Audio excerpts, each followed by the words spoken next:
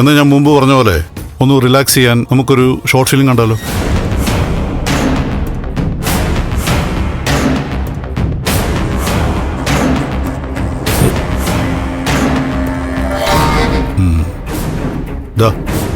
കണ്ടു നോക്ക്, നല്ല ഫിലിമാണ്.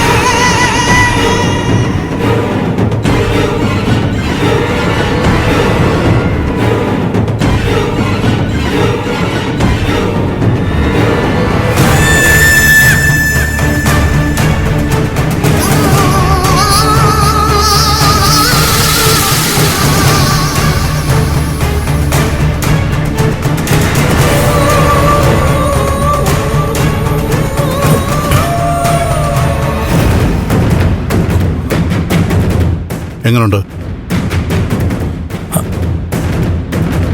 കൊള്ളോ? കൊള്ളാല്ലേ?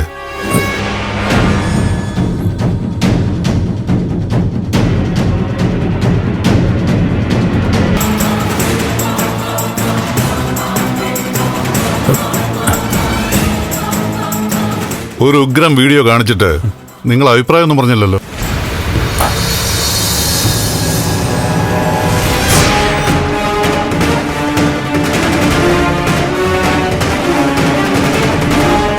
പടം എങ്ങനെയുണ്ട്?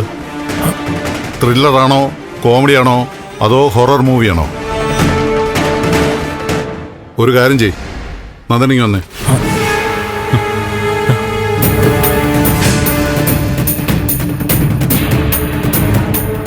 ഇങ്ങോട്ട് വേടാ.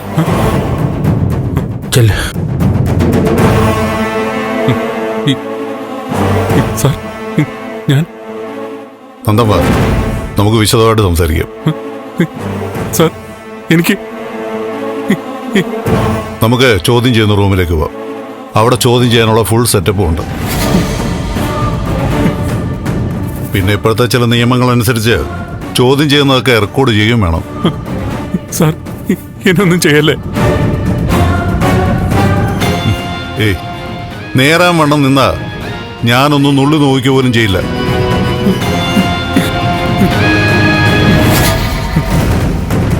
എനിക്ക് സ്ട്രെയിറ്റ് ഉത്തരം കിട്ടണം. ചോദ്യം ഇതാണ്, ഇപ്പൊ കണ്ട വീഡിയോയിലുള്ളത് സത്യമാണോ അല്ലയോ? സർ, എന്നെ രക്ഷിക്കണം സർ. രക്ഷിക്കാനല്ല, കുറ്റവാളികളെ ശിക്ഷിക്കാനാ സർക്കാർ ശമ്പളം തരുന്നത്. ചോദിച്ചതിന് ഉത്തരം പറ. ആ വീഡിയോയിൽ കണ്ടത് സത്യമല്ലേ?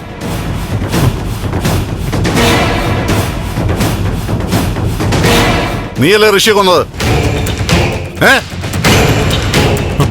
അതെ സർ, സത്യം.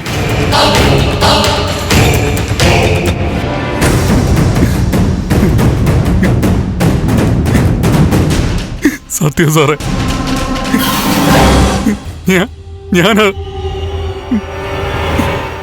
ഞാനാ ഋഷിയെ കൊന്നത്.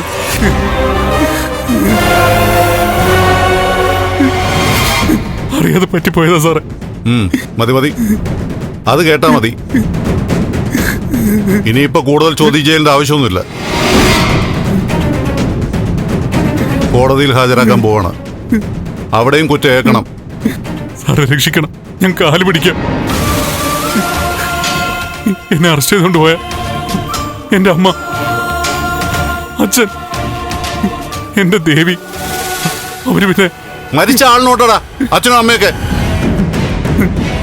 ഇപ്പൊ തന്നെ സ്റ്റേറ്റ്മെന്റ് തയ്യാറാക്കും, എന്നിട്ട് നേരെ കോടതിയിലേക്ക്. സാറ്, ഞാൻ കാല് പിടിക്കാം സാറേ. മര്യാദയ്ക്ക് നിന്നോണം. എന്തെങ്കിലും ചെയ്തേ പറ്റൂ. ഫോൺ കട്ട് ചെയ്താ ഞാൻ ഫോൺ കൊടുക്കാം. സാറൊന്ന് സംസാരിക്കണം. നീ ഫോൺ കട്ടി. മന്ത്രിയല്ല മുഖ്യമന്ത്രിയാണ് വിളിക്കുന്നെങ്കിലും എനിക്ക് സംസാരിക്കണ്ട. ആരുടെ ശുപാർശ ഞാൻ കേൾക്കാനും പോകുന്നില്ല. രണ്ടിനെയും കോടതി കൊണ്ടുപോവാ. സാർ, ഇത് മുഖ്യമന്ത്രിയോ മന്ത്രിയോ ഒന്നല്ല. സാർ സംസാരിക്കുക, ആള് കേട്ടോണ്ടിരിക്കുക. Hello, DYSP Isaac Kuruvila. Recommendation ഒന്നും നടക്കത്തില്ല. ആരാ സംസാരിക്കുന്നത്?